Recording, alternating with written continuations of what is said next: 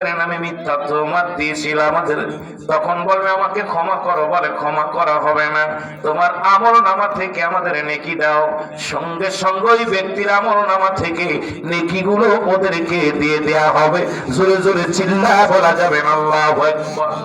আমার নবী বলেন ওদিন এমন কিছু মানুষ থাকবে গো, তাদের রূপ চেহারা দেখতে অনেক ভালো হবে, তাদের আমল শূন্য হয়ে যাবে। কারণ দুনিয়ার আমলগুলোর মধ্যে ফখর ছিল, দুনিয়ার আমলের মধ্যে গীবত ছিল, মুসলমান গীবত ছিল। আজকে আমার সমাজের মধ্যে দেখি রে, একদল মানুষ শুধু গীবত ছাড়া চলতে পারে না, নামাজ পড়ে পড়ে নিন্দা করে, নামাজ পড়ে পড়ে গীবত করে। মুসলমান শুনে নাও, তোমার আমল নামাগুলো শূন্য হয়ে যাবে কিয়ামতের ময়দান। কারণ এই জীবন জীবন নয়, এমন একটা জীবন আসবে যে দেশে গেলে মানুষের বিচার হয়,